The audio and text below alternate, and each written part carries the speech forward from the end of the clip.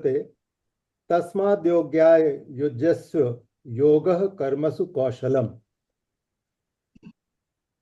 बुद्धि के इस समत्व को प्राप्त करके व्यक्ति इसी जीवन में अच्छाई और बुराई को एक मानते हुए मुक्त हो जाता है। अतः स्वयं को इस योग से जोड़ो। योग कार्य में दक्षता का नाम है। कितनी संक्षिप्त परिभाषा है। बुद्धि युक्तो जता जहाती है उभे सुकृत दुष्कृते। ये समस्त द्विविधाएं सुकृत और दुष्कृत, अच्छे कार्य और बुरे कार्य जो हम अपनी निम्न जीवनावस्था में करते हैं वे इन द्वंद्वों से परिपूर्ण हैं। लेकिन जब तुम बुद्धि के स्तर तक उठ जाते हो, तुम इन द्विविधताओं के परे चले जाते हो। बुद्धि युक्तो जहाती उभे सुकृत दुष्कृते तस्मात् अतएव योगाय युज्यस्य। स्वयं को योग के साथ इस दर्शन और तकनीक से जोड़ो। अपना संपूर्ण मन और हृदय योग में स्थित करो। फिर योग क्या है? अंतिम भाग इस श्लोक का इसे समझाता है। योगः कर्मसु कौशलम। कार्यकुशलता और कार्य में योग निपुणता है। आप काम करते हैं, यह बहुत सुंदर है। यह न केवल सांसारिक कल्याण का साधन बन सकता है बल्कि आपके आंतरिक विकास की पाठशाला भी है। गीता की शिक्षा की यह अतुलनीय विशेषता है। अन्य किसी धार्मिक साहित्य में, भारत में या बाहर, आपको आध्यात्मिकता की यह परिभाषा नहीं मिलेगी। अध्यात्म को यहाँ कार्य में कुशलता के रूप में परिभाषित किया गया है। यह किस प्रकार की परिभाषा है? यह बाहर में उत्पादक कार्य कुशलता और अंदर में आध्यात्मिक कार्य कुशलता का एक मिश्रण है। बढ़िया बात। और एक से गुरुजी, ये है काफी लंबा, 3-4 पेज का, लेकिन ये इसमें काफी समाधान परक इतनी बात हो जाती है। नहीं करो, उसको करो। अच्छा। कारण क्या है, ये प्रश्न सबका, हाँ, हम सबका है जी। अजय अकेले का नहीं जी है। जी बिल्कुल। हाँ जी, ठीक। प्रश्न सबका है। ये गीता का रहस्य है ये पूरा, कि जी हम कर्म करने का तरीका क्या हो। तो इसलिए पढ़ो, उसमें जल्दी कुछ नहीं। ठीक है। आज अपन ने इसी के लिए रखा है। ठीक है। कार्य कुशलता एक महान शब्द है और यह पश्चिमी सभ्यता की एक महान विशेषता है। प्रत्येक वस्तु कार्यकुशल होनी चाहिए। कार्यकुशल मशीनें, कार्यकुशल श्रमिक, कार्यकुशल प्रबंधक, कार्यकुशल चिकित्सक और कार्यकुशल नर्सें। श्री कृष्ण भी इस उत्पादक कार्यकुशलता पर बल देते हैं। न्यूनतम श्रम से अधिकतम उत्पादन के परिणाम। वहां आप आधुनिक जीवन और कार्य के अनेक विभागों में कार्यकुशलता देख सकते हैं।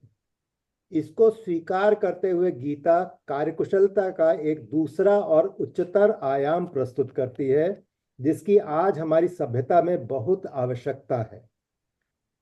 कार्य में कुशलता के 2 स्तर हैं। जब आप काम करते हैं, आप अपने चारों ओर के विश्व को परिवर्तित करते हैं। यह कार्य ही है जो आपके चारों तरफ के विश्व में बदलाव लाता है। आप एक गड्ढा खोदते हैं, विश्व इससे परिवर्तित हुआ है। आप एक मकान बनाते हैं, विश्व में परिवर्तन आया है। और आप आज इतने उद्योग और अन्य वस्तुएं बनाते हैं, संसार बदलता है, कभी अच्छे के लिए और कभी बुरे के लिए। यह कार्य का एक परिणाम है। आप अपने किए हुए कार्य द्वारा अपने इर्द गिर्द शक्तियों का अनुपात बदल देते हैं। यह कार्य का एक पहलू है जिस पर आधुनिक पश्चिमी सभ्यता में अत्यंत बल दिया जाता है और जो गैर पाश्चात्य देशों द्वारा भी स्वीकार किया जाता है। लेकिन श्री कृष्ण एक दूसरे पहलू पर भी बल देते हैं जिस पर आधुनिक सभ्यता में ध्यान नहीं दिया जाता है। यह संदर्भित करता है कि आपके मन को उस उत्पादक कार्यकुशलता से क्या हुआ है। क्या इस कार्य ने आपके मन का कुछ भला किया है? क्या इसने आपको बेहतर, विशुद्धतर और विस्तृत किया है? क्या इसने आपको अपने सत्य स्वरूप का ज्ञान कराया है? अगर ऐसा होता है तो कार्यकुशलता का दूसरा आयाम मिलता है। साधारण भाषा में हम कहते हैं उत्पादक कार्यकुशलता पहले प्रकार की कार्यकुशलता है। अच्छे कार्यकर्ता, बलिष्ठ कार्यकुशल किसान, औद्योगिक मजदूर, प्रशासक, पेशेवर व्यक्ति समाज के प्रति अपने उत्तरदायित्व के निर्वाह के लिए प्रत्येक कार्यकुशल होना चाहिए।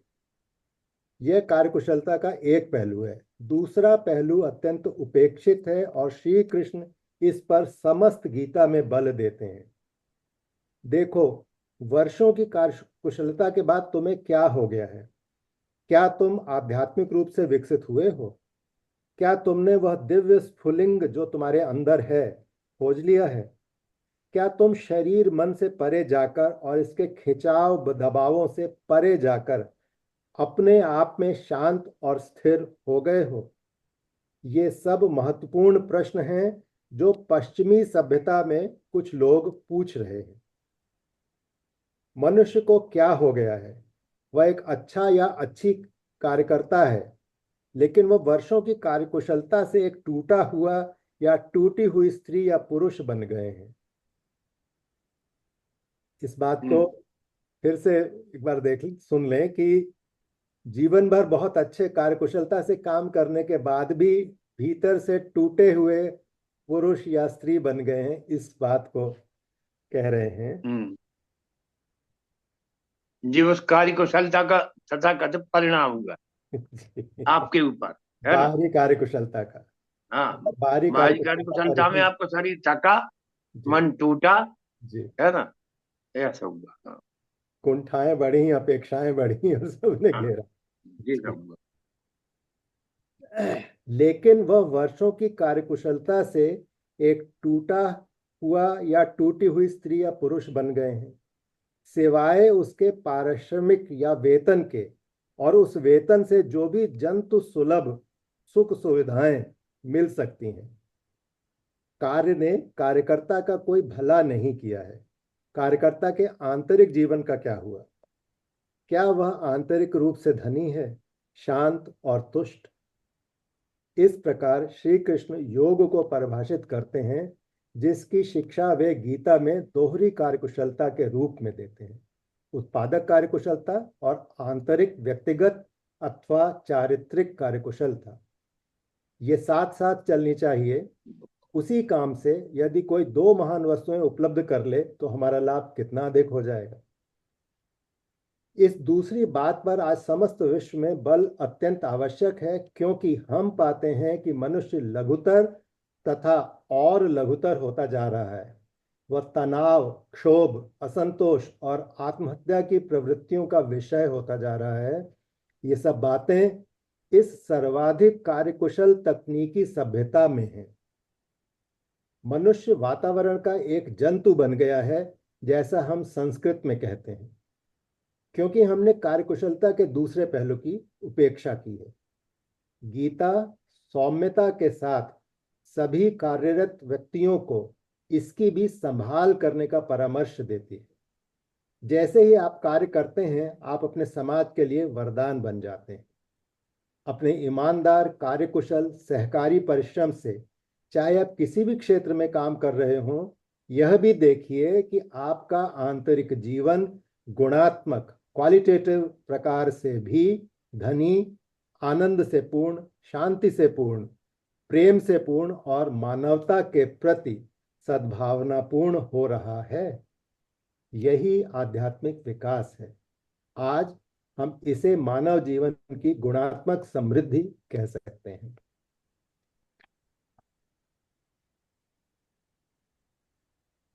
और है गुरु जी, अभी ये काफी लंबा है, 3-4 पेज। हम इसको डॉक्टर बुधवालिया की क्या कहते हैं, इसको तो भेज देना। हम इसको भेज देंगे, इसको पूरा, मतलब ये तो अभी 5 पेज और है तो। इसको भेज दीजिए व्हाट्सएप पे। हाँ जी, बहुत अच्छा है, इसको भेज देते हैं। जी। और ये डॉक्टर बुधवालिया ने क्या लिखा है? गौलिया जी ने 49वें और 50वें श्लोक को एक साथ लेते हुए एक एक छंद लिखा है। तो हम 49वां श्लोक नहीं पढ़ रहे हैं, हम सीधे बुधौलिया जी ने जो हाँ लिखा है, हम्म, आसक्ति रहित समबुद्धि रहे, कर्तव्य कर्म से जब जुड़कर, वह बुद्धि योग कहलाता है, होते हैं कर्म जहां सद कर। ये कर्म कामना रहित रहे, वे निम्न कोटि के जो सकाम, ये परम मुक्ति के हेतु रहे, वे हेतु बंधनों के अनाम। फंस रहे उनमें जो मनुष्य, रह जाते पात्र दया के बन, करते वे कर्म सकाम रहे, चक्री बनकर उनका जीवन। इसलिए पार्थ समभाव जगा, तू बुद्धि योग का आश्रय ले, तज पाप पुण्य दोनों को ही अपनी यह जीवन नौका खे। समबुद्धि पुरुष के पाप पुण्य दोनों ही छूटे इस जग में, कर्मों की यही कुशलता है, समता का भाव रहे मन में। बस यही उपाय रहा अर्जुन, होते न कर्म बंधनकारी, इस बुद्धि योग की कर्म योग पर होती कृपा चमत्कार। बढ़िया। यह बुद्धि योग ही श्रेष्ठ रहा, इसके प्रति निश्चय भाव रखो, इसकी प्रवृत्ति से तर जाते, मत फल की कोई आशा रखो। है सार योग का यह समत्व, इसका कर अर्जुन अवलंबन, यह रही कर्म की उच्च कोटि, निस्तेज जहां भव के बंधन। बढ़िया। तो अब भी अपन ने इसलिए इतनी मेहनत की है कि ये प्रश्न यह था कि सतोगुण तमोगुण रजोगुण जे त्रिगुणात्मक जो प्रकृति ही है, और जब जो प्रारब्ध का भोग उपस्थित होता है और जब वो आता है स्मृति में, तो उसको परफॉर्म करने के लिए जैसे अपनी में बिजली लगती ना, तो वो रजोगुण का काम होगा, तत्काल ही रजोगुण पैदा हो जाएगा आपके भीतर, और मन बुद्धि सब उसी के अनुसार चलने लगेगी और वो उसका भोग शुरू हो जाएगा। सतोगुणी कोई हुआ मंदिर जाने का, ध्यान करने का, तो वो आपको कुछ नहीं करना, वो प्रारब्ध में क्या चीज अभी भोगना है, वो जिस गुण की जरूरत उसको होगी वह गुण ऑटोमेटिक पैदा हो जाए आपके भीतर, और वो आप पैदा नहीं कर रहे हो। पर समस्या इतनी बारीक है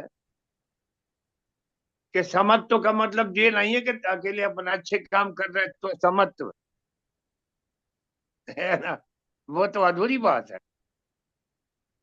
जो बात कड़वी है वहां भी समत्व, जो अच्छी समझी जाती है उनमें तो ठीक है, उनमें कोई विचलन नहीं हुआ, ये कोई तारीफ की बात नहीं है। परंतु जो चीज ठीक नहीं प्रतीत हो रही है वह भी उसी शांत भाव से होकर के गुजर जाए। जैसे दूसरे अध्याय में भगवान ने कहा कि हजारों नदियां पूरे बरसात में भी आज जल लेके और समुद्र में कुड़ेलती रहती हैं अहर्निश से रात दिन, पर समुद्र में कुछ भी नहीं फर्क पड़ता, वो सब समता में रहता है, वो अपनी मर्यादा में ही रहता है, जैसा था वैसा ही है।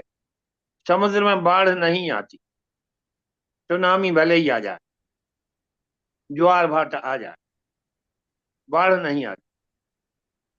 तो इसी तरह से अगर हम जो सोचें कि नहीं अच्छे काम में तो हम खुश हैं, और कोई काम ठीक नहीं है सामाजिक दृष्टि से भी, किसी भी दृष्टि से मान लो या आपकी खुद ही की दृष्टि से भी, तो फिर उसको अपन का ये नहीं करते, अपन ऐसे ही सोचते क्या ये बात ठीक नहीं है तो अब इसको नहीं करते, मान लो। तो नहीं करते के तो आप करता हो ही गए। कोई करता ही के करता थोड़ी होते। जब तुम ये डिसाइड करोगे कि नहीं करते तो यू आर डिसाइडर। जबकि वो गुणों ही को रहने तो डिसाइडर आप मत हो जाओ। वो एक व्यवस्था चली आ रही जिस साधन में बैठते हैं अपन। तो जब साधन में बैठते हैं तो अब शुरू शुरू में बहुत प्रश्न आते थे कि गुरु जी इनमें बोला विचार आते हैं और ऐसे विचार आते हैं, तबीयत होती कि उठ के बाहर चले जाएं। तो अब उसका उत्तर दिया कि भाई नहीं, वे तो कई जन्मों के विचार भी पड़े, वे भी प्रारब्ध ही के हिस्सा। तो वे भीतर ही पड़े रहेंगे तो मुक्त कैसे हो जाओगे। तो वे आते हैं और वे उनके उसी स्थान में भुगतान हो जाता है। वो आपकी साधना का हिस्सा है। उसमें बिल्कुल ध्यान गहरा लगा हो या कोई विचार चल रहे हो, न आप विचार में परेशान हो न ध्यान में परेशान हो। आपकी भूमिका कुछ नहीं। आपको भगवान महाराज जी का दृष्टा बने रहो, बैठे रहो शांति से, देखते रहो जैसे सिनेमा की फिल्म देखते हो, ऐसे ही। तो वही समता है जिसकी इसमें पुस्तक में चर्चा है। वो कि आपकी समता भंग नहीं होना चाहिए। नहीं तो सेना बॉर्डर पे है और हत्या 302 पुराने कानून में कहलाती थी, तो वो कोई मारने के पहले से बहुत पाप का काम है तो हो गया कल्याण। तो फिर सही में हो जाएगा फिर जब देश में भीतर शत्रु की सेना आ जाए। तो ये अच्छे बुरे का कोई विचार नहीं। जो कर्तव्य बुद्धि से परमात्मा की सेवा समझ करके, शास्त्र की, गुरु की, धर्म की आज्ञा समझ के, या कि हमारा पारिवारिक उत्तरदायित्व है यह समझ कर अपनी शांति और समता को भंग बगैर किए हुए इन कार्यों को होने दो। नहीं तो आपने जब ये डिसाइड किया कि ये अच्छा और वो बुरा, तो आप अच्छे के भी करता हो गए और बुरे के भी हो गए। तो आप करता तो हो ही गए क्योंकि आप डिसाइड कर रहे हैं। आप प्रकृति के कार्य में अवरोध पैदा कर रहे हैं। अंत सृष्टि में सारा सब कुछ होता रहता है आपकी आंख के सामने। तो कोई जानवर को कोई पाप लगता है क्या? नहीं लगता, क्योंकि वो उसमें डिसाइड करने की बुद्धि नहीं है। और उसको वो भोग योनि कहलाती कि वो सारे जो भोग कर नष्ट करके अगले ठीक योनि में जाएगा पक्के में। और हम बीच बीच में डिसाइड करके खुद एक बुद्धि से और मन से और इसमें फंसते चले जाते हैं। तो उनके होते क्रिया और अपने होते कर्म। अब ये रहते सभी कैसे। तो मतलब ये है कि बुद्धि की जहां बात कही गई है वो जागरूकता की बात है, इस लक्ष्य के प्रति कि हमारी समता भंग ना हो। जैसे ज्ञान गहरे ध्यान में कुछ नहीं होता, ना आप कुछ कर रहे होते हो, ना कोई मंत्र जब चल रहा होता है। कुछ मिनटों के लिए सही आप बिल्कुल तटस्थ हो जाए। तो ये तटस्थता केवल ध्यान के समय के लिए नहीं, इस संसार में बरतते हुए भी। शिवम जी महाराज ने बहुत लिखा है इस पर कि 2 घंटे सुबह शाम साधन करते हैं तो हम दृष्टा रहते हैं साधन के दौरान। और जैसे ही अपन संसार के काम करने के लिए गए तो फिर वहां कर्तव्य भोगता हो गया राम राम। तो उनका 22 घंटे आप कर्तव्य भोगता रहे और 2 घंटे आप दृष्टा रहे। तो ऐसे में क्या तरक्की होने वाली है ध्यान में। आप वो कह रहे हैं कि जैसा आपको आपको समझाने की जरूरत नहीं। महाराज जी तो हमारे इसलिए कहते थे कि तुम ध्यान करो जी, ध्यान साधन करो, कुछ नहीं समझना, सब हो जाएगा। और सभी हो ही जाता है। तो वो जो उस समय अपने को सबको ही अनुभव है, जब चूकने लगे तो याद ही तो करो कि क्या होना चाहिए वास्तव में, तो आपका उत्तर आप ही के भीतर से आ जाएगा। और ये वो ध्यान साधन को अपने जीवन से जोड़ना है, बस इतनी ही गीता है। वो उन क्षणों में जो होता है वो आपको सबको होता है पक्के में। तो वही सब समय में भी वो बोध जो है आपका स्थिर बना रहा है, खेल खत्म। फिर जिसको पुण्य कहते हैं, पाप कहते हैं, अच्छा कहते हैं, बुरा कहते हैं, ये सब शब्द ही शब्द हैं। ये वैसे ही शब्द हैं जैसे कि अपन कहते हैं कि कण कण में भगवान है, कहता ही बात है, मगर कभी भी वो बोध होता नहीं है। पर तो वो बोध कीमती है, परिस्थितियां और ये कीमती नहीं। ये परिस्थितियां संसार के चलने के, संसार चल रहा है उसका हिस्सा है। आप कोई मन नहीं हो, ना आप कोई बुद्धि हो, आप निर्विकार आत्मा हो, तो वह दृष्टा रहती जैसे सब देखती रहती है, ऐसा ही रखना है। तो ये आप जो है, ये गीता का जो सार है वो इन 3 श्लोकों में अब हो गया है। अब इस पे हम आपको कुछ और पूछना है, तो अभी आपके पास टाइम है कुछ मिनट का, तो ये कौन कौन से थे श्लोक हम पढ़ लेते। ब्रह्म भूता प्रसन्नात्मा न शोचति न कांक्षति समा सर्वेषु भूतेषु मद्भक्तिं लभते पराम। ये भक्ति योग का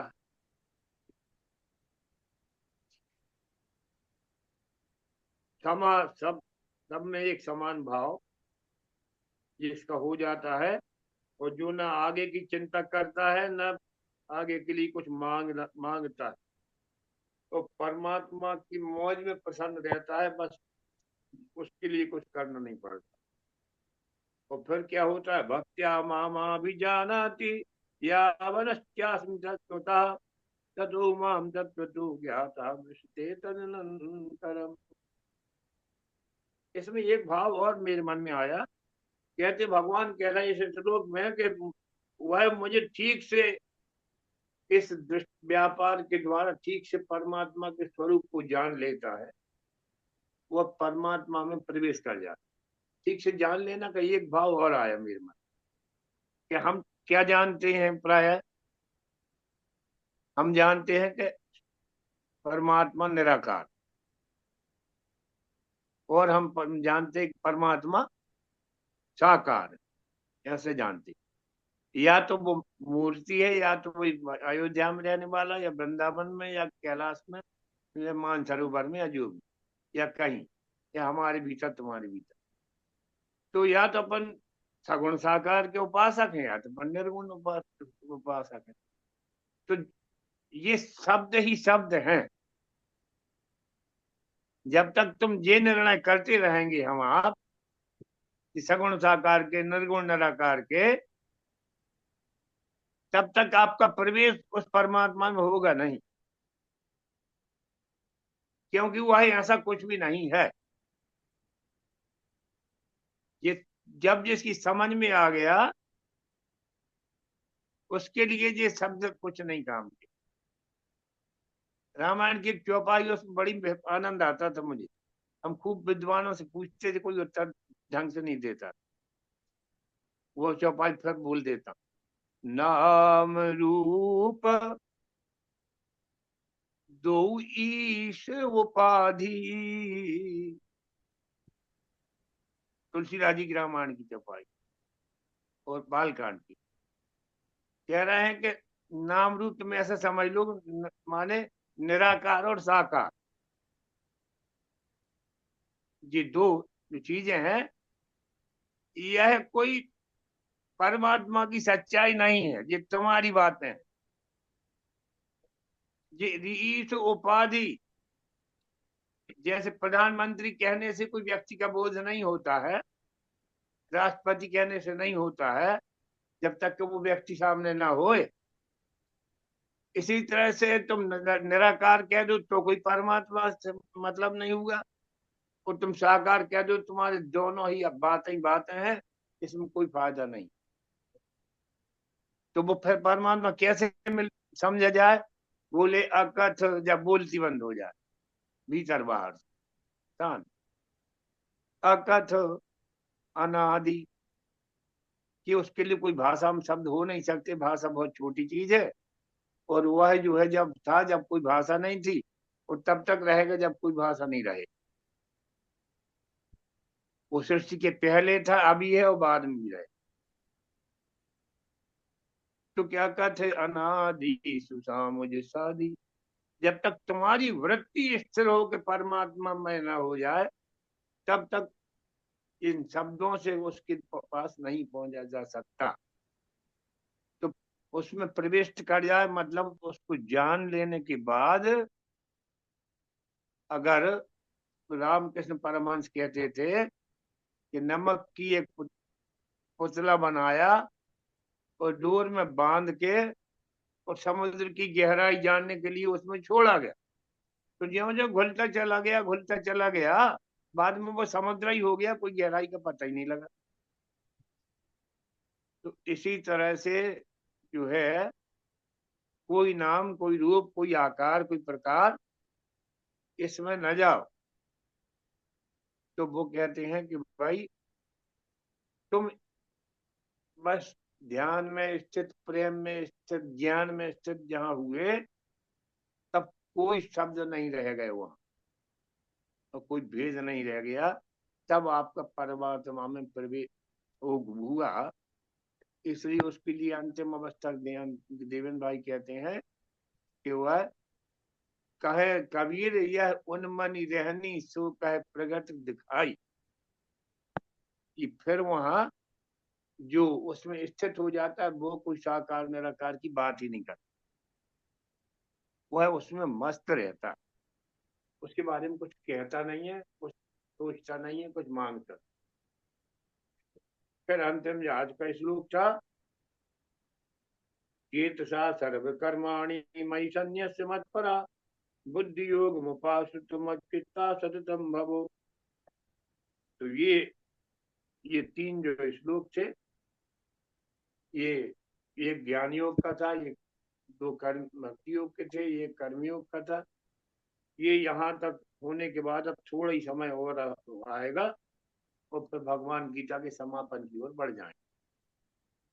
तो अब आज इस जितनी बात हुई है, देखो गीता में तो ये पूरा निर्णय कह देना तो बड़ा मुश्किल काम है। तो हम लोग कोशिश करते हैं, हम 3 दिन से सबको नोटिस मारने लगते, बहुत से लोगों को कहते भाई देख लेना, आपके पास किताब किताब हो पढ़ लेना, और अच्छी से अच्छी बात आपके सामने रखी जाए। फिर भी कुछ और इस पर कहने के लिए रह गई हो तो आप लोग कहें, और अन्यथा पर आगे का एक आध श्लोक और लेंगे। तो अभी तो अजय जी के प्रश्न का उत्तर तो हो ही गया, और वो तो होगा जब जब आप ही के भीतर हो जाएगा। हम या कोई कहेगा वे सब बातें ही रहेंगी, इशारा ही रहेगा, वो जब आपको बोध बैठ जाएगा, तब आप साधन के द्वारा ही उसका उत्तर मिल जाए। तो अभी इसमें कुछ कहना है तो कहें।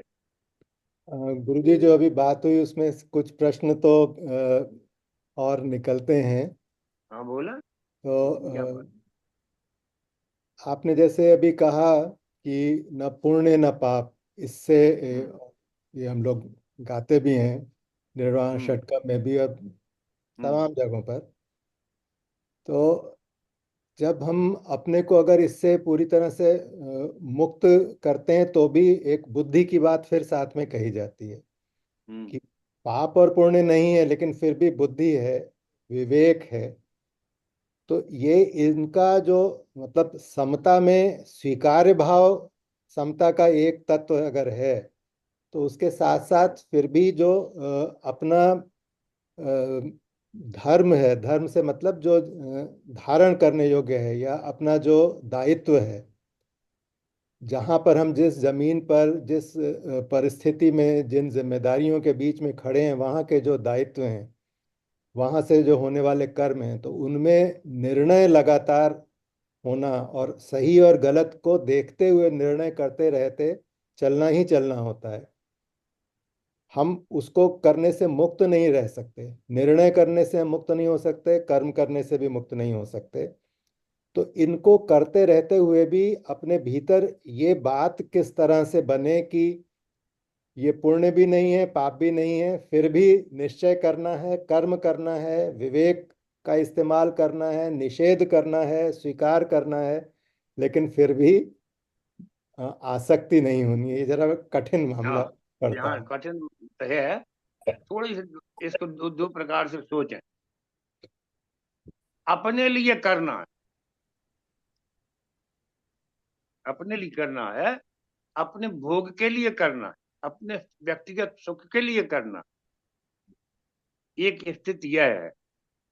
दूसरी स्थिति यह है कि यह जो जिस पद पर बैठे हो, जिस घर के पति पिता बड़े मुखिया हो, वो गृहस्थ आश्रम की एक पद्धति है, वो गृहस्थ आश्रम के कर्तव्यों का एक विधान है, वो विधान है। उस विधान के तहत जब वो काम होता है, वो बारीक सी बात है जरा, उस विधान के तहत काम होता है तो उसके कर्ता भोक्ता आप नहीं।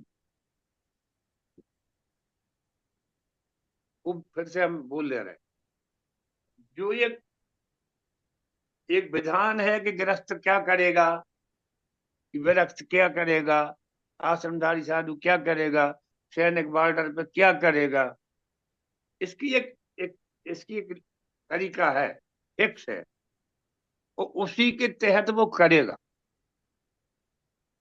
खुद के उससे कोई लेना देना नहीं है।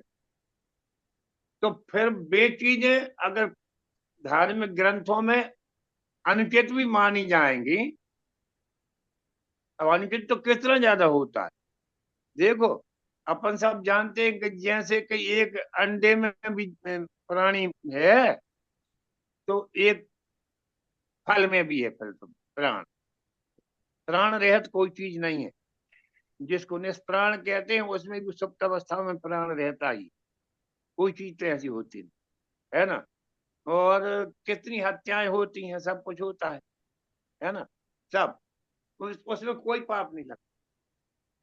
वो एक यो यस्य सहज धर्म सदो समपि न त्यजेत, गीता कह रहे, जो स्वाभाविक रूप से नियमों के अनुसार विधान के अनुसार चल रहा है, उसको कर्तव्य बुद्धि से होते रहना में कोई पाप पुण्य तो तब होगा जब वो आपकी व्यक्तिगत कोई उसमें बात होए कि आपको व्यक्तिगत सुख लेना है, कि व्यक्तिगत उपलब्धि करना है, तो व्यक्तिगत ही होने में गड़बड़ी होती। और अगर देश के लिए करता है, परिवार के लिए करता है, समाज के लिए करता है, तो वो विधि के अनुसार होता है, एक विधि प्रिस्क्राइब्ड है, शास्त्रों में भी समाज में भी स्वीकृत है, उसी के अनुसार वो काम करता है। वे भी कहते हैं, हमने एक आध बार उदाहरण दिया था कि गुरुकुल में लड़का गया तो गुरुजी ने समझाया बिल्कुल 10 साल की उम्र से कि यानी कोई स्त्री की तरफ देखना महान पाप, स्त्री की तरफ देखना महान पाप है, तुम ब्रह्म विद्या की उपासना करो। और 25 साल की उम्र तक ब्रह्म विद्या की उपासना करी। वहां वो वहां वो पुण्य नहीं था एक किस्म से, उसके लिए विधान था आश्रम का। अब वो जब सब सीख गया तो क्या भाई अब तुम जाओ घर, तब उसकी हो गई शादी, ठीक है ना। ये नियमित धर्म की बात कर रहा हूँ। अब धर्म खट्टे से बदला, यहाँ आके तुम्हारी शादी हुई है। अब वे सब जो वहां सीखे थे इस संबंध में नियम, वे सब सारे जो हो गए। अब क्या किसी भी स्त्री की तरफ देखना पाप है, क्या कैसे पाप हो सकता है बताओ, गृहस्थी में नहीं हो सकता। तो अब जो कोई उधर उधर पुण्य कर रहे थे कि यहाँ पाप हो गया, नहीं, कुछ नहीं हुआ। विधान के अनुसार सब चल रहा, विधान के अनुसार सब होता। हमारे कोई सब इंस्पेक्टर पुलिस ने हमसे ध्यान सीखा, वो बिल्कुल मस्त हो गया। जब हमने कहा कि अब जाओ, तो हमने कहा अब क्या करोगे? अब वो तो नवनीत हो गया, उसके तो आंसू आने लगे डग डग पे। तो हमने कहा कि अब जाओ। श्री कृष्ण भगवान की कथा सुनाई कि भगवान श्री कृष्ण ने बाल फेंक दी। खेल खेल खेल तो चल रहा था, तो उनको सब लाड़ करते थे।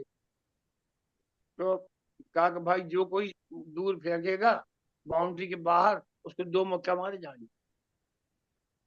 ग्वाल बाल बहुत प्रेम करते थे भगवान से, कह दीजिए टुक, टुक, ऐसे कर दिए 2 मुक्का। भगवान ने कहा कीजिए क्या? उन्होंने कहा जोर से मारो पूरे। बेईमानी नहीं। श्री कृष्ण कह रहे हैं कि जोर से मारो। वो नहीं को पढ़ रहा है श्री कृष्ण कि ये तुम किसी भी कारण से बेईमानी नहीं कर सकते खेल में। मार के बताया भगवान ने, ऐसे मार, है ना?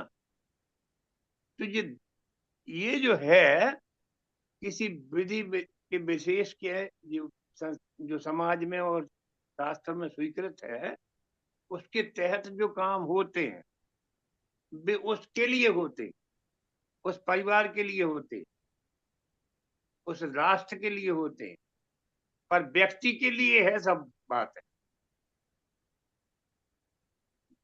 तो वहां कुछ नहीं है। तो 2 प्रकार के काम जिंदगी में होते हैं। एक तो किसी विधि विधान के अंतर्गत होता है, और दूसरा व्यक्तिगत होता है। व्यक्तिगत में सारे दोष आ जाते, उसके लिए उसमें सब होता है चिंतन, और वो फिर कर्म ही हो जाएगा। वो अच्छा भी हो जाएगा या बुरा हो जाएगा, उसमें कोई अच्छा बुरा नहीं होता। अन्यथा जो फांसी की सजा तो जज देता है, और जो बेचारा जो फंदा लगाता है वो उसमें, और फांसी की जो देता है जल्लाद, तो वो क्या नरक में चला जाएगा? चल सब नरक में चलेगा? नहीं, कोई नहीं, जरूरी नहीं है कि चला जाए। वो बेचारा फंदा को ऐसा बनाता है कि चूहों को देता है पहले फांसी। तो उससे पूछा कि भाई कैसा करते हो? उसने कहा बिल्कुल कष्ट नहीं होनी चाहिए जिसको फांसी दी जाए, ऐसा हम फंदा बनाते हैं, बहुत मेहनत करती है। और परमात्मा का 100 बार नाम लेके अपनी ड्यूटी को पूरा करते हैं। अब वैसे नहीं दिखाई जा यार, बता मार डाला, है ना? मगर मार क्या डाला, वो ड्यूटी में आया, चल रहा है। तो ये जो सामाजिक कार्य हैं, पारिवारिक कार्य हैं, कार्यालयीन कार्य है, नौकरी चाकरी के हैं, घर गृहस्थी है, पति के नाते कार्य है, पिता के नाते, ये एक सामाजिक और पारिवारिक व्यवस्था है जो शास्त्रों में स्वीकार की गई। इसमें तुम्हारा व्यक्तिगत कुछ भी नहीं है, ये एक व्यवस्था है समाज की और सरकार की, परिवार की। मगर जब तुम अपने भोग के लिए कुछ करोगे तब सब नियम लागू हो जाए। ये आपके प्रश्न का एक छोटा सा उत्तर है श्रीमान जी। तो बात फिर ये हुई गुरुजी की समय काल परिस्थिति के हिसाब से ये चीजें लगातार बदलती रहेंगी, बदलती रहती हैं। और हम्म। उसमें मतलब वो नैमित्तिक कर्म भी बदलते हैं, दायित्व भी बदलते हैं, परिवेश से, हम्म। काल से, सबसे परिभाषित भी होते हैं। तो हमेशा नया होता रहेगा। हाँ तो बिल्कुल होता है, जीवन प्रतिपल नया है। तो इसलिए हमेशा अपने को इस नए के प्रति सजग, सतर्क और साहस के साथ इससे सामना करते हुए चलना चाहिए। बस ये बात है। पर्सनल जब कोई चीज हुई जी। तभी होने लगे तो सावधानी की जरूरत, जी। नहीं तो नहीं, है ना? अब महाराज जी हमारे थे, हमारे घर में रहते थे कभी, और 3 दिन में दिल तोड़ देते थे हमारा एकदम। तो हम सोचे कि महाराज जी क्या है कि ये दिल तोड़ने वाले, तो उनका क्या कहे। वे महाराज जी कहते थे मैं भी आदमी हूँ, अगर मुझे मोह पकड़ने लगेगा तो मैं अभी चला जाऊंगा। मैं जिंदगी इसी के लिए लगा दी है, मैं नहीं रुक सकता। और तत्काल ही चले जाते। हम लोग कहते थे ऐसा तो कोई मतलब जुर्म करता ही नहीं है। तो फिर भगवान कृष्ण की याद करते कि वे सोच वृंदावन से गए तो फिर लौटे ही नहीं, है ना, चाहे रो चाहे गाओ। हम्म। तो वो अभ्यास महाराज जी भी करते थे, तो सांसारिक दृष्टि से हम लोगों को बड़ा बुरा लगता था। मगर अब महाराज जी तो महाराज जी थे, उनके अपने नियम थे, तो वे अपनी तटस्थता भंग नहीं होने देते थे कोई हाल, उसी के लिए जीते। तो वो अपने सामने उदाहरण भी है, शास्त्र भी है। तो व्यक्तिगत ही जब कुछ होने लगे तभी बहुत विचार की जरूरत। जी। पारिवारिक, सांसारिक, सामाजिक, कार्यालयीन और अन्य अन्य में कोई वो जैसी उसकी परंपरा है, व्यक्तिगत कुछ न करो उसमें, एक निमित्त बनते हुए और उसको चलने दो, ऐसा। और और भी। रेलगाड़ी में बैठ के अपने सिर पे अपनी अटैची रखना बेकार है, चल पड़ी रही है गाड़ी, है ना। तो उस पे अटैची रख के कहो कि नहीं हम अपने सामान अब रखेंगे अपने सिर पे, उतार दो, चल रही है गाड़ी। ऐसे ये समाज चल रहा है, परिवार चल रहा है, देश चल रहा है। अब इसमें जो खोपड़ी पे न रखो ज्यादा। तो ये थोड़ी बारीकियां हैं, जितने आप प्रश्न पूछते जाओगे बारीकियां निकलती चली जाए। मुझे भी बहुत आनंद आता, क्योंकि मैं भी नहीं जानता उसके पहले तक क्या कह रहा हूँ। और भी अभी कुछ अगर प्रश्न हो तो अभी आए, किए जाएं। वैसे तो ये अनंत है। मिश्रा जी हंस रहे हैं, मिश्रा जी। एक प्रणाम। मिश्रा गुरु जी जी के से चरणों में प्रणाम। संजय भैया जी प्रणाम आप सभी को। गुरु जी से मैं भी चर्चा हुई थी 1-2 घंटे पहले लगभग। फिर तब तक एक सज्जन आ गए तो फिर विलम्ब हो गया बैठने में। तो व्यक्तिगत को चौथा अध्याय देखा गुरु जी हमने। हम्म। तो जो गुरु जी जो बात करें व्यक्तिगत, तो व्यक्तिगत को थोड़ा और इन्होंने परिभाषित किया इसमें जितेंद्र मिश्र जी ने। मतलब कामना युक्त, क्या? कामना, कामना के साथ सकाम कर्म। हाँ वो वही वही बात। हाँ, व्यक्तिगत में सकाम कर्म जिसमें हमारा राग द्वेष, हाँ राग द्वेष में हम आबद्ध होते हैं उसमें, वही। और एक अभी बड़ा सुंदर हमको जो है वो अपना ब्रह्म सूत्र के बारे में समझने के लिए कुछ एक दिन सर्च कर रहे थे ऐसे ही। तो उसमें एक प्रोफेसर भीम सिंह जी, अब साहब नहीं है, कुरुक्षेत्र विश्वविद्यालय के दर्शन शास्त्र के प्रोफेसर थे वो। अच्छे वीडियोज उनके पड़े हुए हैं। तो उसी में श्रीमद् भगवत गीता का भी एक मिला। अब संस्कृत तो अपन को आती नहीं ज्यादा, लेकिन फिर भी उनका हमको लगा कि इसको जो है सभी के साथ बांटना चाहिए। कहते हैं जैसे शुरुआत में है धर्म क्षेत्रे कुरुक्षेत्रे, 2 बार क्षेत्र आता है, एक बार धर्म और एक बार कुरु। तो इसको उन्होंने अन्वय से इसको परिवर्तित किया, अन्वय लगाया, कुछ होता होगा संस्कृत में हमें तो जानकारी नहीं। और उन्होंने बताया कि क्षेत्रे क्षेत्रे धर्मम कुरु, धर्म क्षेत्रे कुरुक्षेत्रे, मतलब क्षेत्रे क्षेत्रे धर्मम कुरु। क्या तो बात। हाँ, क्षेत्रे क्षेत्रे जिस क्षेत्र में आप हैं वहां धर्म का आचरण करें। क्या बात। अब वो धर्म जी वो युद्ध में है तो युद्ध का आचरण करें। जैसे वो जब उसके हाथ पैर सूखने लगे अर्जुन के, तो बताया अपने धर्म का आचरण करो, जिस धर्म में आपने जन्म लिया है, जो आपका कर्तव्य है उसका निर्वहन करिए। तो क्षेत्रे क्षेत्रे धर्मम कुरु, यहाँ पर आता है कि हमारा क्षेत्र है क्या।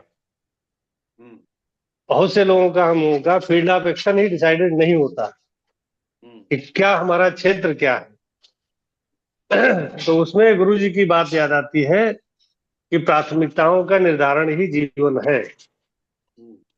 जीवन में हमारी प्राथमिकता क्या है उससे पूरा सिद्ध हो जाता है। यदि प्राथमिकता आत्म साक्षात्कार है तो हमारे सभी कर्म जो है, संसार के हों, कार्यालय के हों, परिवार के हों, समाज के हों, सब उसी दिशा में प्रेरक हो जाएंगे, उसी से दिशा में मतलब एक उद्देश्य, एक लक्ष्य सिद्ध वो हमने साबित कर लिया, तो सारे कर्म वहीं पर। अब जैसे ज्ञान योग, कर्म योग और भक्ति योग, इनमें तीनों में कॉमन है योग। योग हटा दीजिए तो सभी संसार है, वो कर्म भी संसार है, भक्ति भी संसार है, और ज्ञान भी संसार है। योग कॉमन है, तो योग जो प्राथमिकता है, यदि योग है, जो जुड़ना, ईश्वर से जुड़ना या अपना आत्म साक्षात्कार करना, अगर वो प्राथमिकता है तो हमारा कर्म भी योग हो जाएगा, हमारी भक्ति भी योग हो जाएगी, और ज्ञान भी योग हो जाएगा। और नैष्कर्म सिद्धि की तो बात कही जाती कि इनमें कोई भेद नहीं। यदि आप देख रहे हैं तो रस विशेष में जाना नहीं, किसी भी एक मार्ग पर सभी पर नहीं चल सकते, इसलिए एक है। मेरी जो समझ में आता है कि सभी पर हम नहीं चल सकते, इसलिए एक का अवलंब लेकर के सभी को सिद्ध कर लेने का एक मार्ग है। दूसरा, ये एक और चीज बताते हैं कि मतलब दो तीन इन्होंने सूत्र फिर बताए उसी में कि काम न त्यागो, कर्म न त्यागो, काम न त्यागो, कामना त्यागो, वास न त्यागो, वासना त्यागो। और फिर कहते हैं गृहस्थ में बसो पर फंसो मत। गृहस्थी में बसो पर फंसो मत, फंसना वही कामना से ही। तो बहुत दिनों बाद हम जुड़ पाए आज। अजय जी से कल चर्चा हो गई थी अच्छी सी, आज गुरु जी से भी हो गई। तो अब और किसी का यदि कोई प्रश्न या कोई इसमें टिप्पणी है तो उसको सुन करके आगे बढ़ा जाए। जी, सदगुरुनाथ महाराज की जय।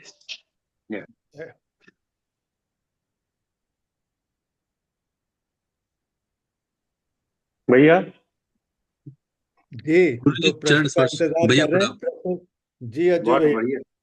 अच्छा अज्जू भैया आ गए। जी हाँ, मैं था गुरु जी, कुछ लोग आ गए थे तो इसलिए थोड़ा सा एक्टिव नहीं था।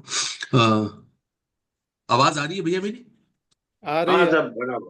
जी गुरु जी, सादर चरण स्पर्श। आपके मार्गदर्शन से जय। और कल भैया से भी चर्चा हुई तो बहुत ही अच्छा मार्गदर्शन मिला, और सारी जो दुविधाएं हैं, दुविधा क्या मतलब जो एक कौतूहल था वो शांत हुआ, बहुत अच्छा। और कल गुरु जी सौभाग्य मिला यहाँ पर हेड़ा खान समाज का एक बहुत बड़ा कार्यक्रम था जर्मनी में। तो डॉक्टर लाल और आसपास यूरोप से बहुत से लोग आए हुए थे, तो अच्छी चर्चा हुई। शाम को भोजन की भी व्यवस्था थी तो हम लोग रुके थे वहां पर।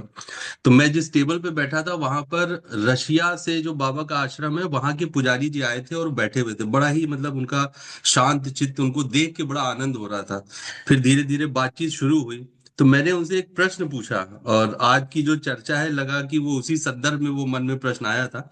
तो जो श्री बाबा जी का जो साहित्य है उसमें बाबा जी की जो वाणी है उसमें वो एक किसी दिन के सत्संग में कहते हैं कि एक ऐसा तृतीय विश्व युद्ध का समय बनेगा और उसमें सब कुछ जो है वो दो तिहाई नष्ट हो जाएगा और एक तिहाई वही लोग बचेंगे जो जो ओम नमः शिवाय का आश्रय आश्रय लेंगे या गुरु मंत्र का आश्रय लेंगे और सात्विक प्रवृत्ति से आगे बढ़ेंगे। और इसमें सबसे ज्यादा सुरक्षित और भगवान की कृपा जिसको प्राप्त होगी वो होगा रूस, रशिया देश, वो बच जाएगा। तो मैंने उनसे प्रश्न किया कि मैंने ये पढ़ा है और मेरे मन में एक स्वाभाविक प्रश्न है कि बाबा जी स्वयं भारतवर्ष में प्रकट हुए, भारत में ही इतना बड़ा समाज है, आप सब लोग भी भारत ही आते हैं ऊर्जा प्राप्त करने के लिए, और जब तृतीय विश्व युद्ध होगा तो रशिया बचेगा, ये बात मेरी समझ में नहीं आ रही, जबकि सबसे ज्यादा लड़ाकू तो आप ही लोग हैं। तो वो हंसे और उन्होंने बड़ा सुंदर उत्तर दिया, और उससे भी मतलब मेरा मानस बहुत हल्का हुआ। उन्होंने कहा कि अगर आप बात हमारे राष्ट्रपति पुतिन की करते हैं या किसी की भी करते हैं, तो अगर हम जिससे जुड़ते हैं तो हृदय से जुड़ते हैं। बोले आपके यहाँ इस्कॉन का जितना प्रेम और मान्यता नहीं है, हमने अगर इस्कॉन को मान लिया, कृष्ण को मान लिया, तो वो हमारी प्राण धारा है। हमारे यहाँ से अब भारत भी कृष्ण को हटा नहीं सकता, इसलिए हम बचेंगे। और हमारे अपने लोग और अपनी धरती के लिए ही लड़ रहे हैं, हम अपने स्वार्थ के लिए नहीं लड़ रहे हैं। तो तृतीय नहीं चतुर्थ विश्व युद्ध भी हो जाए तो भी उस कर्म क्षेत्र से नहीं पीछे हटेंगे। और एक एक व्यक्ति इसलिए इसका समर्थन करता है क्योंकि वो श्री कृष्ण के बताए गीता को और कुरुक्षेत्र के उस संदेश को अपने जीवन में उतार चुका है। ये हम अपने लिए नहीं कर रहे हैं, ये हमारा धर्म है हमारे देश की रक्षा करना, तो इसलिए हम बचेंगे। और अगर आप इसके अलावा कोई दूसरा एक कारण आप बता दें जिसके कारण आपको लगता है कि भारत और हम में अंतर है। तो मैंने कहा आपकी बात बिल्कुल सही है। और जो जो विषय अभी गुरुजी ने समझाया उस पे उनका कहना था कि मैंने ओम नमः शिवाय की बात करी तो उन्होंने ये उत्तर दिया, क्योंकि वो पुजारी थे तो मैं उनसे कौतूहलवश कई प्रश्न पूछे। तो मैंने पूछा कि ओम नमः शिवाय जप का कितना महत्व या जप योग का कितना महत्व है, क्योंकि बाबा जी का संदेश है। तो उन्होंने एक ही बात कही कि इस विषय पे हमारे यहाँ कोई भी चर्चा करता है तो एक ही सूत्र है कि इसके परिणाम के बारे में कुछ मत पूछो, पहले इसको करो और उसके बाद प्राप्त परिणाम पे चर्चा करो। अगर आपने किया नहीं तो उसके परिणाम का केवल एक एक डिस्कशन के रूप में आप इसकी चर्चा ना करें। तो वो बात भी उतनी ही प्रासंगिक है जैसा गुरु जी कहते हैं या महाराज जी कहते थे कि सारे सारे समाधान साधन पे बैठने से अपने आप स्वतः प्रकट हो जाएंगे।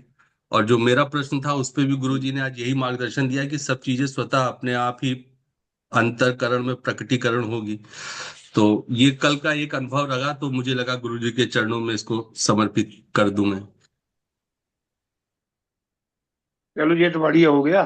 फिर क्या है, तो अपने यहाँ तुलसीदास जी ने एक दोहा बोल दिया है समाधान के लिए। सुनो भरत भाभी प्रबल बिलख कहो मुनिनाथ, हानि लाभ जीवन मरण जस अप जस विधियान। ये आदमी के हाथ में है नहीं है कि विशुद्ध हो जाएगा कि क्या हो जाएगा कि प्रलय हो जाएगा। तो ये अपने हाथ की चीज नहीं, तो अपन इनकी चिंता न करें। तो तुलसीदास जी ने इतनी चीजें गिनाई हैं, हानि और लाभ और जीवन और मरण और यश और अपयश। ये आदमी के हाथ में नहीं, क्या चीज है। इसलिए ये अपने अपनी सीमा में नहीं है। ये मतलब जो किसी भी सीमा में होए वो उसकी चर्चा करे तो शोभा पाए। अपन लोग वहां पहुंच नहीं जहां तक बाबा जी की पहुंच थी, या भगवान बोल रहे जहां से, तो उतनी तो अपनी नहीं है। तो अपन जो अपनी सामर्थ्य के भीतर अपन करें।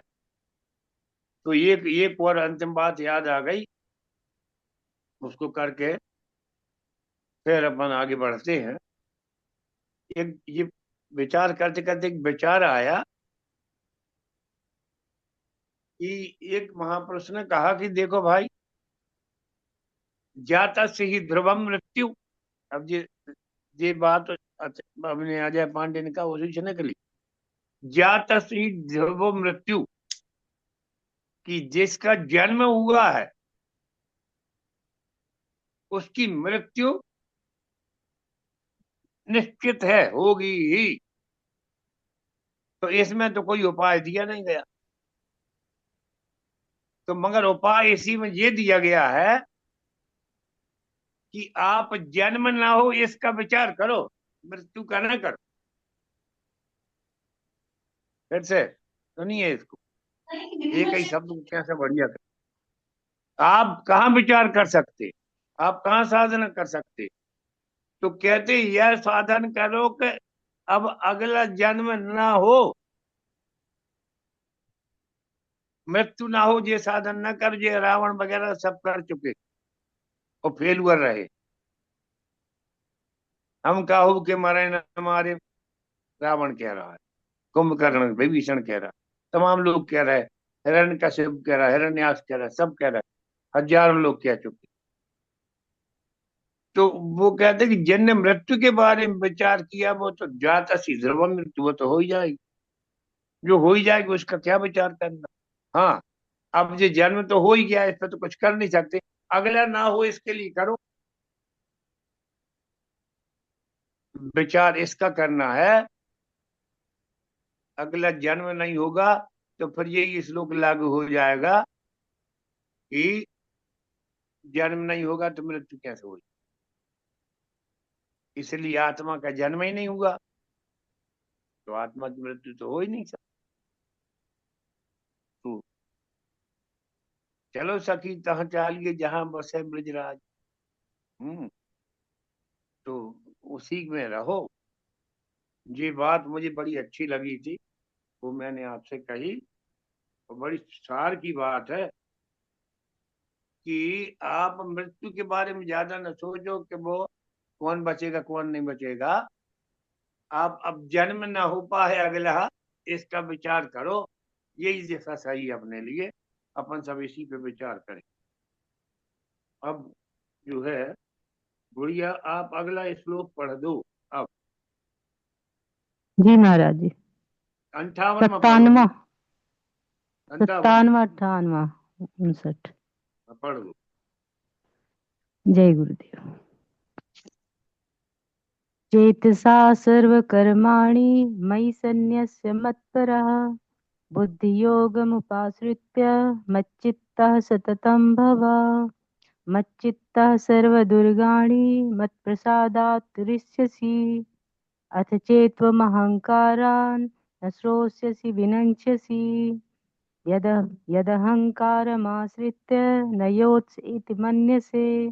मिथ्यैष व्यवसायस्ते प्रकृतिस्त्वां नियोक्ष्यति। गीता के 18वें अध्याय के 55वें श्लोक तक श्री कृष्ण ने मानो भारतीय मनीषा को मत कर नवनीत प्राप्त कर हम सभी के कल्याणार्थ प्रत्यक्ष कर दिया। श्लोक 56 में श्री कृष्ण ने निष्काम कर्मयोग को अधिक सुगम एवं व्यवहारिक तथा सुनिश्चित फलदायी बतलाया तथा उसे अन्य साधना पद्धतियों पर श्रेष्ठता प्रदान की। शेष श्लोकों में अर्जुन को सचेत करते हुए तथा आश्वस्त करते हुए उसे अपना निर्णय स्वयं लेने का परामर्श देते हैं, मानो डॉक्टर अपने मरीज को दवा लिखने के बाद सचेत कर रहा हो। श्री कृष्ण कह रहे हैं कि हे अर्जुन, सब कर्मों को मन से मुझ में अर्पण करके तथा निष्काम कर्म रूपी समत्व बुद्धि योग का आलंबन करके मेरे परायण और निरंतर मेरा स्मरण करने वाला हो। उपरोक्त प्रकार से मुझ में निरंतर मन वाला होकर तू मेरी कृपा से जन्म मृत्यु आदि सभी संकटों को अनायास ही प्राप्त कर जाएगा। यदि अहंकार के कारण तू मेरे वचनों को नहीं सुनेगा तो अवश्य नष्ट हो जाएगा, अर्थात गीता में कहे गए परमार्थ पथ से भ्रष्ट हो जाएगा। जो तू अहंकार वश मैं युद्ध नहीं करूंगा ऐसा समझता है, यह तेरा समझना व्यर्थ है। तेरा क्षत्रिय स्वभाव तुझे जबरन युद्ध में धकेल देगा। जय गुरुदेव।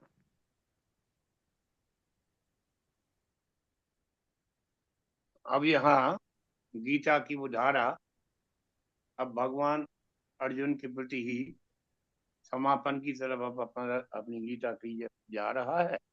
यहाँ से तो चेतसा सर्व कर्माणि मयि सन्न्यस्य मत्परा बुद्धि योगमुपाश्रित्य मच्चित्ता सततं भव। भगवान ने दूसरे अध्याय से जो बोलना शुरू किया है तो बुद्धि को उन्होंने बहुत ज्यादा महत्व दिया। बुद्धि से जो है वो तात्पर्य ज्ञान का।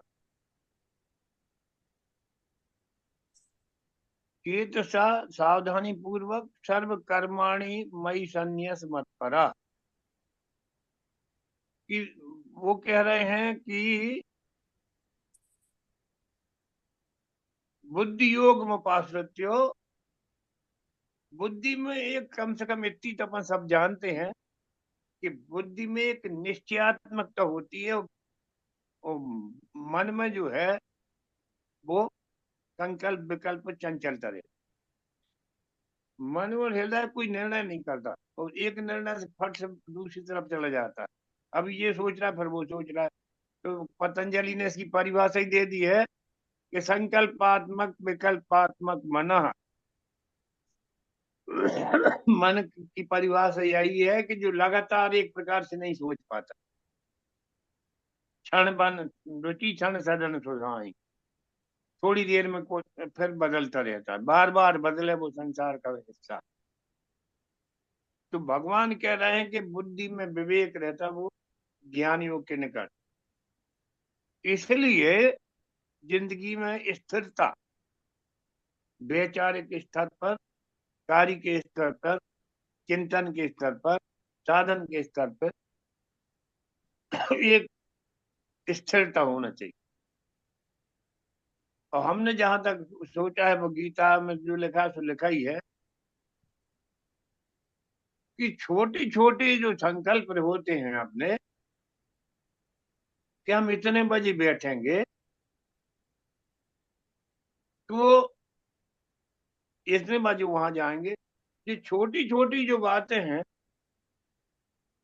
ये आपने ही निर्णय लिया है, आप उस पर कायम रहना सीखिए।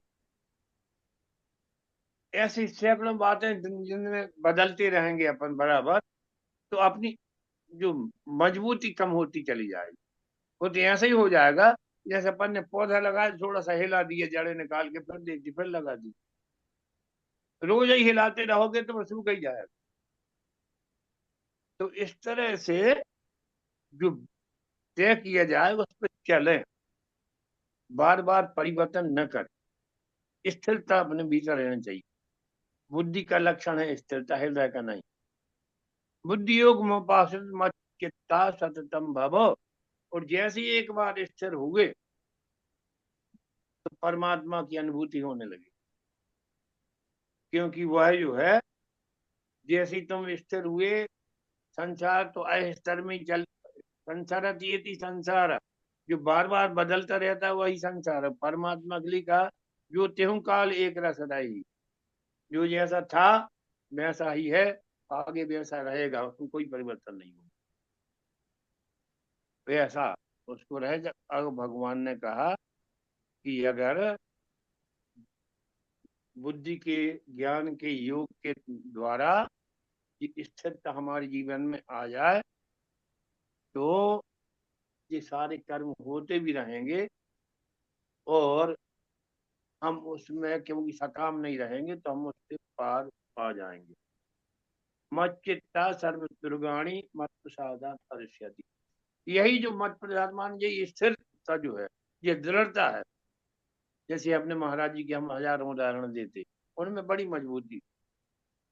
तो वो जो दृढ़ता है, अटल रहने की स्थिति, वह इतना बड़ा गुण है कि सारी समस्याओं को हल कर देता। ऐसी बहुत सी उदाहरण इतिहास में हुए हैं। आल्प्स पर्वत के नीचे फ्रांस की सेना खड़ी, उसमें कोई कभी गया नहीं था, उस पर इतना बड़ा पहाड़। तो वो नेपोलियन से ने कहा, तो उसने तो कहा भी असंभव है। तो उसने कहा कि मेरी डिक्शनरी में इम्पॉसिबल शब्द ही नहीं, मैं मानता ही नहीं, चलो मार्च। और चले गए, उस पार पहुंचे। तो ये वाणी कब मजबूत होगी, जब आप उसको मजबूत होने दोगे, बार बार बदलते नहीं रहोगे। बार बार बदलते रहने से छोटे छोटे काम के इसमें क्या होता है, आज नहीं कर लिए साधन, सवेरे नहीं शाम कर लेंगे, शाम नहीं कल कर लेंगे। तो ये इस तरह की बातें जो है अपनी, ये आदतें, इससे हमारी जिंदगी में स्थिरता नहीं आती। भगवान ने कहा कि इतनी गीता सब कह दी, अथ चेत अनहंकारान न श्रोचति बिनश्य।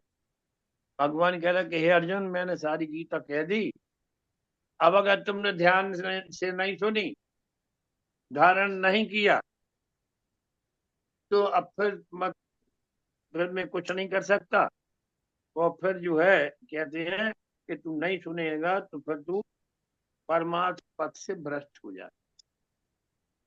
फिर जो सज्जनों का मार्ग है वो उससे तू अलग हो जाएगा। सज्जनों के मार्ग में दृढ़ता और स्थिरता है, वो अपने सबके जीवन में होना चाहिए। योग की जो मांग है, पहला सूत्र लिखा है पतंजलि ने, अथ योगानुशासनम पहला। कि सब ठीक, अनुशासन पहली चीज, बहुत महत्वपूर्ण। जो यथा चित्ते तथा वाचा, यथा वाचा तथा क्रिया, जो मन में आए सोचा जाए, वही बोला जाए, जो बोला जाए वह किया जाए। अन्यथा फिर न बोलो, न सोचो, न करो, तो एक स्थिरता तो बनी रहे। कुछ सोचना, कुछ बोलना, कुछ करना, ये तरीका योग वालों के लिए ठीक नहीं है। भगवान ने कहा कि हे अर्जुन, इतनी गीता सुनने के बाद अगर तुझे ऐसा लगता है तो मुझे नहीं करना महाभारत का युद्ध, और मैं तो ये जा रहा हूँ छोड़ के भीख मांग लूं। तो भगवान ने कहा कि ये तुम्हारी गलत फहमी है कि तुम चले जाओगे। वो तो तुम क्षत्रिय हो, युद्ध तुम्हें करना ही पड़ेगा। वो तुम्हारी जो मानसिकता है वह करा ही देगी। इसलिए यह नहीं करेंगे। यही पूरा महाभारत है। ये प्रतिज्ञाओं का आधार जो है वो प्रायः कुछ साधन न रह के अहंकार। तो कहते हैं कि सहज कर्म करो, सहज जीवन बिताओ। और भगवान ने कहा कि ऐसा नहीं करेंगे। हमने कहा हम युद्ध नहीं करेंगे, आप कहो तो भी नहीं करेंगे। तो भगवान ने कहा हाँ, हमारे कहने से भले ही ना करो, पर अभी थोड़ी भक्त देखो तो वो कर्ण गाली देने लगेगा वहां से, क्यों रे डरपोक। तो फिर लौट के कर्ण से युद्ध करने लगो। बस इतनी बात है। तो हमारे जीवन में भी ऐसे बहुत से युद्ध होते रहते हैं, आपके हमारे, है ना। तो हम इनको नहीं करेंगे ऐसा ना सोचो।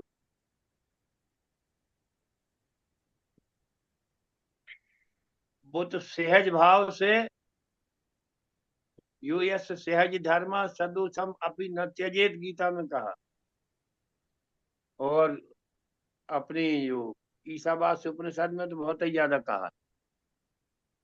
उन्होंने कहा कि यदि संसार के काम नहीं करोगे तो तुम कुछ भी करते रहो, कुछ तुम्हारा मोक्ष वगैरह नहीं होगा।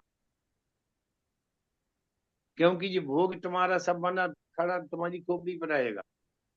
ये भोग हो गए, फिर जन्म हो जाए।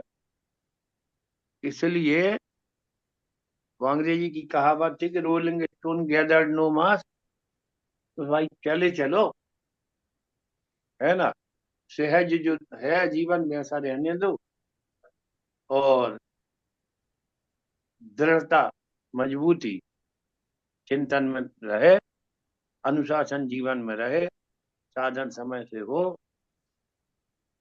ये सब अपनी ये सरल सरल बातें हैं। बाकी की जिंदगी में सब उत्तर साधन ही दे देगा। ये बात महाराज जी कहते थे। आप लोगों ने इतने वर्ष तक लगातार यह जो गीता को कष्ट उठा के सुना है। और मतलब हमने उसका व्याख्या भले ही लिख दी है गीता पथ के रूप में, पर हम पूरी गीता जान गए ऐसा हम कभी नहीं कहते। और मतलब कोई जानता होगा, मैं तो नहीं जानता हूँ।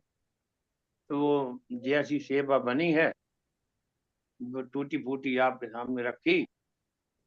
जो उसमें श्रेष्ठ हो उसका अनुकरण करिएगा और उसको पढ़ते जरूर रहिएगा। अब ये बहुत थोड़ा सा बचा है अपना 18वां अध्याय। ये पूरा हो जाएगा, उसके बाद विचार करें कि उसके बाद कुछ शुरू करना है तो अपन शुरू करें आगे के लिए।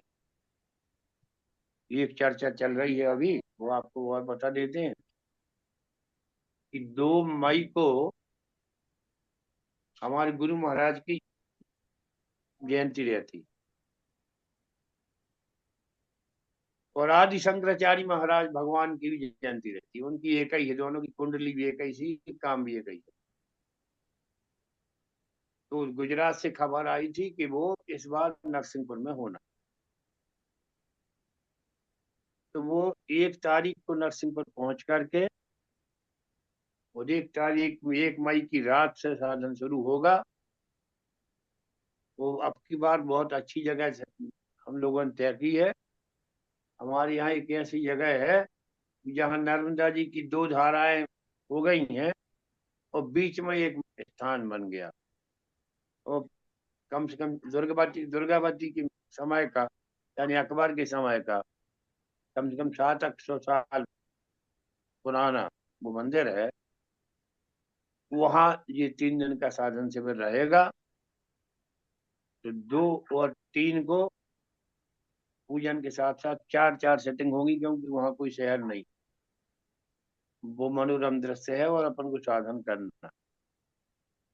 तो ये आप लोगों को बताया। जो इसमें जाने के इच्छुक हों अपनी अपनी रिजर्वेशन वगैरह कराएं, और इसकी जानकारी जो है वो मेरे नंबर पे तो ठीक है, आप संजय भैया के नंबर पे भी दोगे या अलका के नंबर पे दोगे या नरसिंहपुर वाले किसी के भी नंबर पे दोगे जिनके पास नंबर है आपके, तो वो हम लोगों को संख्या पता लग जाएगी कि कितने आप लोग पहुंचेंगे, उसके हिसाब से हम व्यवस्था कर लेंगे। और 3 दिन का रहेगा, 3 तारीख की रात में भी आप वापस आ सकते हैं, नहीं तो 4 तारीख की सुबह वो शिविर पूरा हो जाएगा। तो ये अतुल शर्मा यही हैं जो अभी दिख रहा है आपको सामने, रुद्राक्ष की माला पहने हुए, यही इनके जिम्मे ये व्यवस्था है, और हम सब इनके सहायक हैं। We are all helper. और कुछ कहना है पंडित जी? कुछ नहीं, बस अपने को इतनी जानकारी मिल जाए, मुझे यही जानकारी भी देनी थी कि वहां पे अपन बरमान में जो है अपने मिश्रा जी और सिन्हा जी तो देख ही आए हैं, तो तो दीपा के मंदिर उसी में करना घर है। पे। कल अलका दीदी का फोन आया था जी, तो बात हुई आपके अतुल जी? 20-25 लोगों की जी हुई व्यवस्था थी, मैंने हाँ हुई थी, और वहाँ हो जाएगा, आपने भी तो देखा है। हो जाएगा ना? हाँ, 2 कमरे थे हाँ उनके, 2 और कमरे और किचन। हाँ, 2 कमरे नहीं तो किचन और अपन एक को बाजू में छोटा वाला है, वो भी खोल देंगे, वो कह रहे थे। अच्छा अच्छा अच्छा अच्छा अच्छा, हाँ। जरूरत पड़ेगी और नहीं तो टेंट भी गर्मी लगा रहेगी वहां अपना। पर जो हाँ, टेंट। हाँ, बाहर भी टेंट लेट लगा। सकते हैं गुरु जी वहाँ। हाँ हाँ, बिल्कुल। मेरा हाँ बाहर भी मेरा लेट टेंट सकते कहीं हैं, और चलाएगा। सुनौदा उन्होंने ये भैया कहा भी है कि कल वो कल मंदिर कल में भी कल लेट बनी। सकते हैं अपन। हाँ हाँ हाँ, वो जो है ना मंदिर में भी कह रहे थे कि मंदिर में भी लेट जाएंगे, यानी अपन सो सकते हैं नहीं अंदर। ठीक ठीक। हाँ, बरामदा है ही वहाँ। और हाँ ठीक। हाँ बरामदा है वहाँ। और बाहर तो हम्म। इतना मतलब आनंद आएगा कि कह नहीं सकते, क्योंकि नर्मदा जी हैं तो ठंड गर्मी तो लगने का सवाल ही नहीं है तो। हमारे गर्मी का फोटो सवाल के नहीं। बैकग्राउंड में वही का फोटो लगा हुआ है। हाँ वो दिख रहा है मुझे। हाँ वही। हाँ, बहुत बढ़िया जगह, तो दीपक। बहुत सभी अच्छा हो गया। सभी सभी आमंत्रित हैं, सभी लोग आए। हम्म। जी।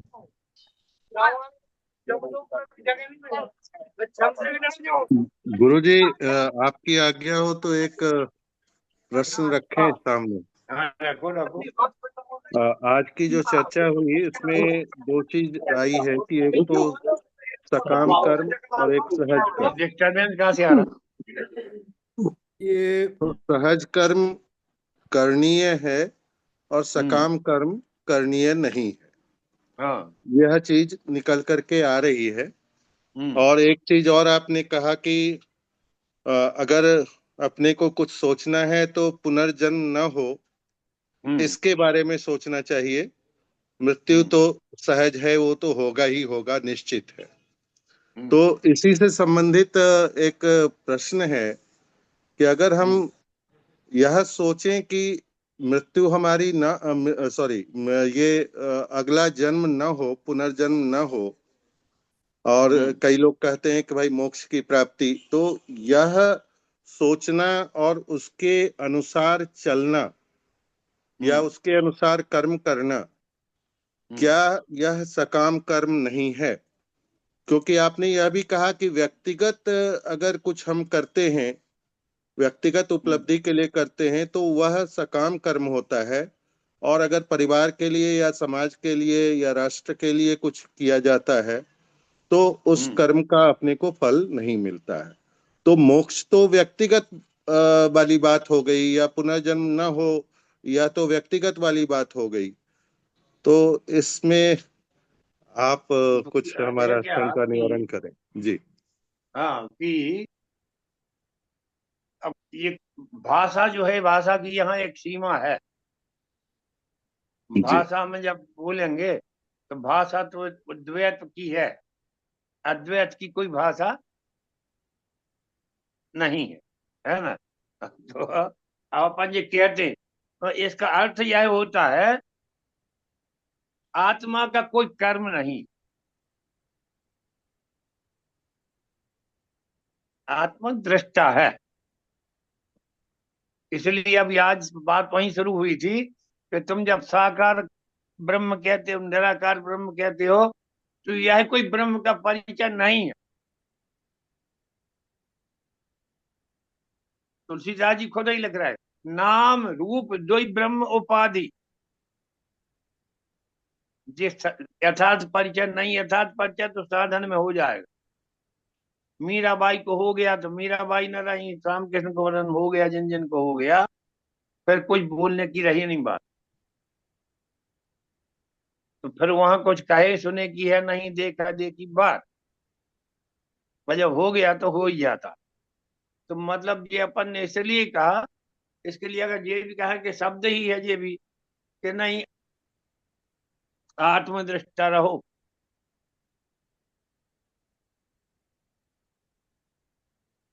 आत्मदृष्टा रहो, ऐसा कहें, है ना। और फिर ये मगर कहना ही पड़ेगा, और संसार में जो संसार अपनी गति से चल रहा है वो चल रहा, उसमें तुम्हारा इन्वॉल्वमेंट ही गलत है, उसका चलना गलत नहीं।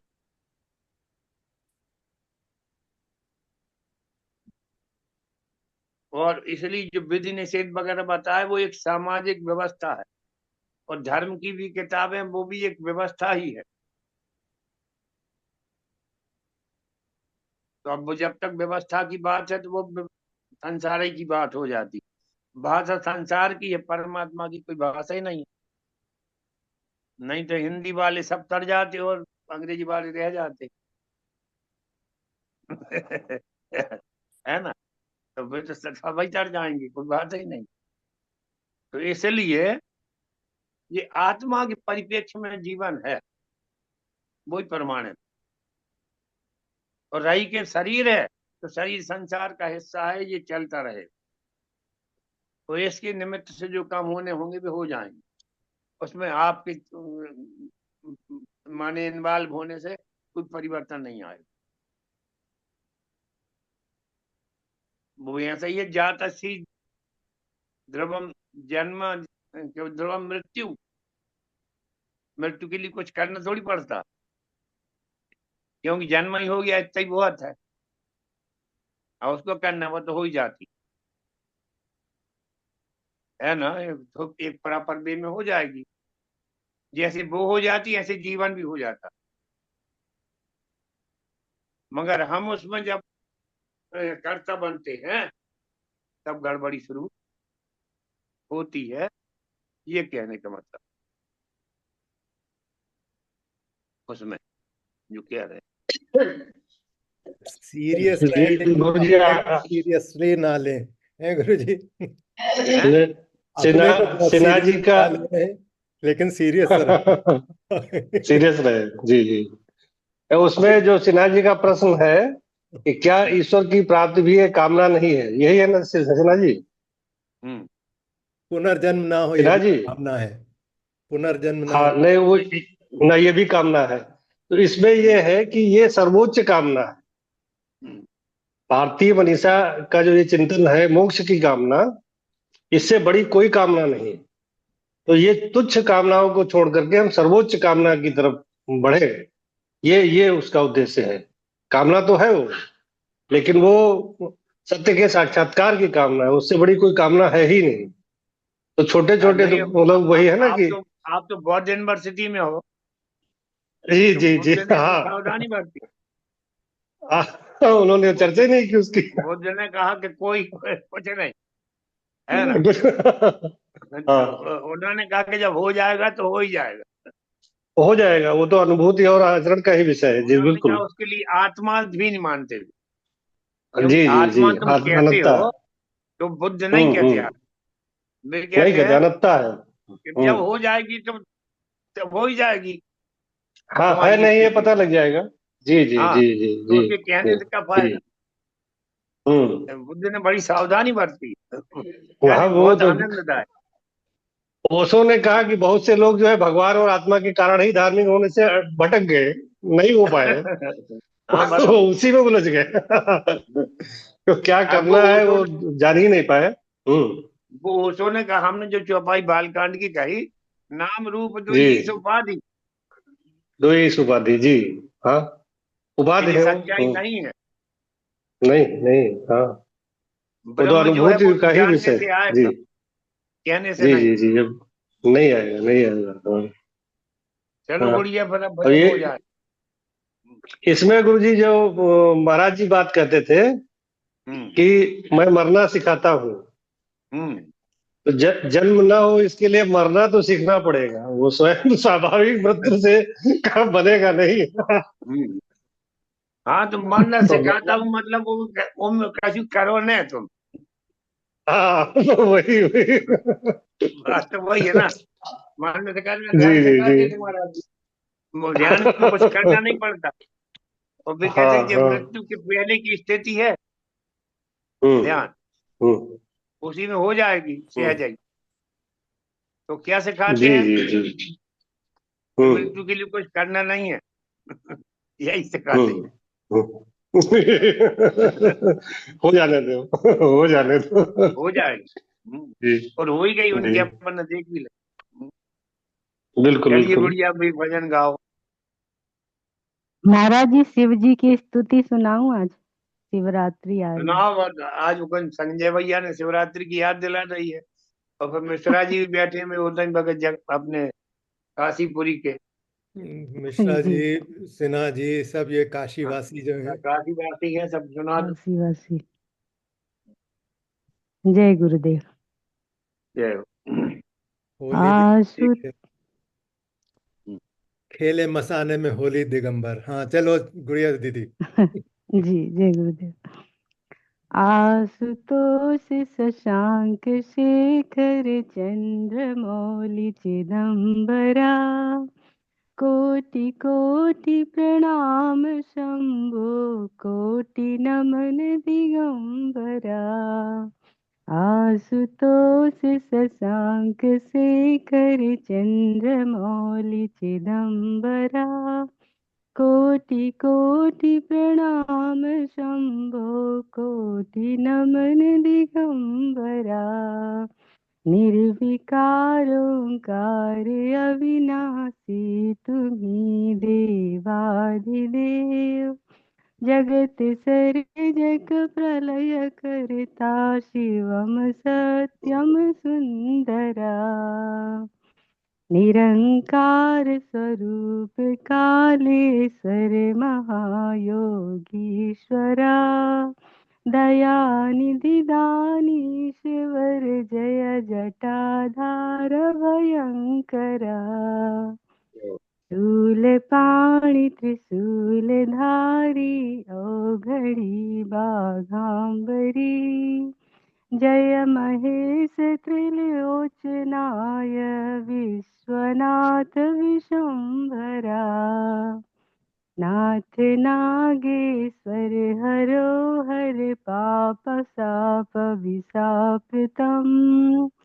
महादेव महान भोले, सदा शिव शिव शंकरा। जगतपति अनुकरति भक्ति, सदैव तेरे चरण हो। क्षमा हो अपराध सब, जय जगति जय जगदीश्वरा। जन्म जीवन जगत का संताप, ताप मिटे सभी। ओम नमः शिवाय मन जपता रहे पंचाक्षरा। आशुतोष शशांक शेखर चंद्र मौलि चिदंबरा, कोटि कोटि प्रणाम शंभो, कोटि नमन दिगंबरा। कोटि नमन दिगंबरा, कोटि नमन दिगंबरा। जय भोलेनाथ, जय गुरु। भोले भगवान की। चलिए भाई, संजय भैया करिए समापन। अभी तो गुरुजी 4 मिनट बाकी हैं। तो 4 मिनट चार क्या मिनट। करूँ, आप गाओ, नहीं तो मैं गा दूंगा, उनका रखा। हाँ हाँ गुरु। हाँ, ये सही है। बेबी कौन भी गा तो है, रहा है? गाती है, बेबी है ना, बेबी को गवाइए। बेबी हाँ, है तो एक बेबी बार गाए। बेबी गाया करें, एक बार